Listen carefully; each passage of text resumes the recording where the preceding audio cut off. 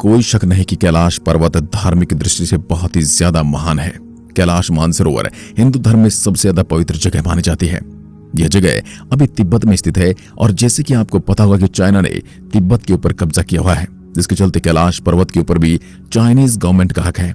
लेकिन वह अगर हक दिखाने की थोड़ी भी कोशिश करती है तो वह हक की बक्की रह जाती है। इसके बारे में भी हम आपको बताएंगे। वैसे तो कैलाश पर्वत पर चढ़ना 2001 से ही चाइनीज गवर्नमेंट ने बैन किया हुआ है, क्योंकि चाइनीज गवर्नमेंट के साथ कुछ ऐसी घटनाएं हुई थी जिसके बाद वह कैलाश पर्वत के ऊपर चढ़ने के नाम से ही कांपती है। चीन ने 1990 और 1996 के बीच कैलाश पर्वत पर चढ़ने की कोशिश की थी, लेकिन ये कोशिश इतनी भयानक साबित हुई कि चीन ने यहां पर जाने पर ही बैन लगा दिया। सबसे पहले चीन ने 17 वैज्ञानिकों की एक टीम को कैलाश पर्वत के ऊपर भेजा था। इस टीम में कुछ चाइनीज साइंटिस्ट थे तो कुछ जापानी, लेकिन इन साइंटिस्ट के साथ क्या हुआ ये किसी को नहीं पता है, क्योंकि ये वहां पर गए लेकिन इन्होंने एक डेट फिक्स की थी कि हम इस डेट तक वापस आ जाएंगे, लेकिन ये वापस आए ही नहीं। फिर कुछ रेस्क्यू टीम को भेजा गया था ये देखने के लिए कि वो अभी जिंदा है या नहीं, लेकिन वहां पर जाकर पता चला कि 17 की 17 की मौत हो गई थी। लोगों का मानना है कि इनकी मौत कमजोरी और बहुत ज्यादा खराब मौसम की वजह से हुई थी, लेकिन असली वजह अब तक अननोन है, क्योंकि इनमें से एक भी जिंदा नहीं बचा था। साथ ही इनका जो कैमरा था वो भी काम नहीं कर रहे थे और पूरी तरीके से बंद थे। इसके बाद भी चीन ने हार नहीं मानी, क्योंकि उन्हें जानना था कि जिस कैलाश पर्वत को इतना पवित्र माना जाता है और इतना ज्यादा ताकतवर माना जाता है, आखिर इसके ऊपर क्या है। ऐसी कई सारी दंत कथाएं हैं जिनमें यह बताया गया कि कैलाश पर्वत के ऊपर शिव जी का घर है और साथ ही स्वर्ग तक जाने का रास्ता। ऐसी और भी बहुत सारी बातें लिखी हुई हैं और इसलिए चीन बहुत ही ज्यादा उत्सुक था ये जानने के लिए कि आखिर ऊपर है तो है क्या, और इसलिए ही उन्होंने फिर सोचा कि अब हेलीकॉप्टर से जाएंगे। आमतौर पर हेलीकॉप्टर और एरोप्लेन को माउंट कैलाश के ऊपर से उड़ाना बिल्कुल भी मना है, क्योंकि यहाँ का मौसम इतना ज्यादा खराब होता है कि कोई भी हवाई जहाज इसमें टिक नहीं पाएगा। लेकिन चीन ने फिर भी एक हेलीकॉप्टर को वहां पर भेजा। चीन की मीडिया रिपोर्ट ने कहा कि जब उन्होंने हेलीकॉप्टर से उड़ान भरी तो शुरुआत में उन्हें कैलाश पर्वत के काफी सुंदर नजारे दिख रहे थे। उन्हें लग रहा था कि इससे ज्यादा सुंदर और शांत जगह और कोई हो ही नहीं सकती। इनके साइंटिस्ट का कहना था कि अगर ये सफर ऐसे ही चलता रहा तो उन्हें किसी बात की कोई चिंता नहीं है, लेकिन इनको ये बात नहीं पता थी कि ये तूफान आने से पहले की शांति है, क्योंकि जिन नजारों का ये मजा ले रहे थे वह मजा चुटकियों में इनके लिए सजा बन गई थी, क्योंकि थोड़ी ऊंचाई पर जाने के बाद कैलाश पर्वत के वातावरण में बहुत ही ज्यादा बदलाव आने लगे थे। उनका कहना था कि वह जब जमीन पर देख रहे थे तो हर जगह पर हिमस्खलन आ रहे थे। ये हिमस्खलन बहुत ही ज्यादा बड़े थे। उनका कहना था कि नीचे देखकर उन्हें थोड़ा डर लग रहा था, लेकिन ऊपर देखकर उन्हें और ज्यादा डर लग रहा था, क्योंकि ऊपर से ऐसे घने काले बादल थे मानो वो हेलीकॉप्टर को निगलने वाले हैं। जैसे ये और ज्यादा ऊंचाई पर गए तो हर जगह पर बिजली कड़कने लगी और काफी जोर की बर्फबारी भी होने लगी। इतने ऊपर ऑक्सीजन लेवल भी बहुत कम हो जाता है, जिसके चलते इंजन भी अच्छे से काम नहीं कर रहे थे और हवा का प्रेशर इतना ज्यादा था कि हेलीकॉप्टर को कंट्रोल करना बहुत ज्यादा मुश्किल हो गया था। चीनी वैज्ञानिकों की माने तो उनका कहना है कि कैलाश पर्वत पर सारी दिशाएं आकर मिलती हैं, जिसके चलते उन्हें बहुत ही ज्यादा दिशा भ्रम दिखाई दे रहे थे। उनके लिए बताना मुश्किल था कि नॉर्थ किस तरफ है और साउथ किस ओर है। उनके पास जो कंपास था वो भी पूरी तरीके से काम करना बंद कर चुका था। उन्हें पता ही नहीं चल रहा था कि वह किस ओर बढ़ रहे हैं। उनके लिए बस एक ही डायरेक्शन था और वह था ऊपर जाना। वे जैसे ऊपर जाते हैं वैसे वातावरण और भी ज्यादा खराब होता गया। फिर एक पल में इतना ज्यादा खराब हो गया कि हेलीकॉप्टर में वार्निंग मैसेज बजने लगा। साथ ही पेट्रोल के कांटे ने भी काम करना बंद कर दिया था। उनका दिल जोर जोर से धड़क रहा था और उनके दिमाग में वापस जाने के ख्याल आ रहे थे, और फिर इनके पास और कोई चारा भी नहीं बचा और इन्हें यह मशीन आधे में ही रोकना पड़ा। कैलाश पर्वत पर चढ़ना नामुमकिन माना जाता है। यह हेलीकॉप्टर भी उसके ऊपर नहीं चढ़ पाए। इस हादसे के बाद चीन बहुत डर चुका था और उसके बाद उन्होंने कभी भी कैलाश पर्वत पर खुद चढ़ने की कोशिश नहीं की। इन्होंने कैलाश पर चढ़ना भी बैन कर दिया, लेकिन इन्होंने एक बार आखिरी कोशिश करने की सोची।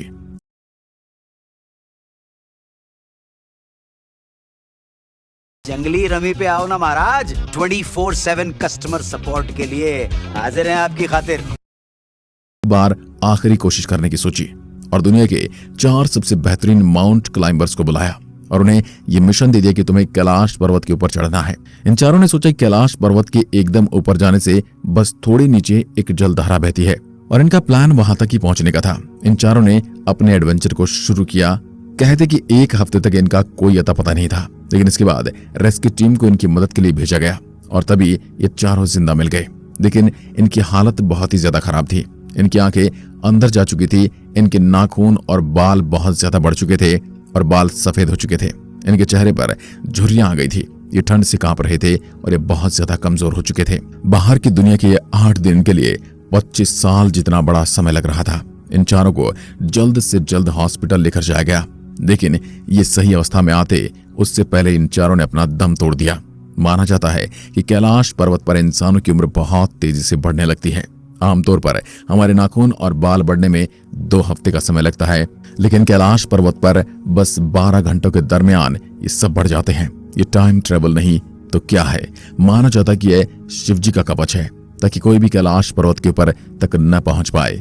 आमतौर पर कैलाश पर्वत की एकदम ऊपर पहुंचने में बहुत ज्यादा समय लगेगा और अगर ऐसी ही कमजोरी बढ़ती रही तो वह ऊपर पहुंचने से पहले ही मर जाएगा। कहा जाता है कि कैलाश पर्वत पर चढ़ते वक्त एक पॉइंट आता है जिसके बाद ठंड बहुत ज्यादा बढ़ जाती है, आपको घबराहट होने लगती है और कई आवाजें मन में आती हैं कि वापस चले जाओ, जैसे कि कोई हमें चेतावनी दे रहा हो।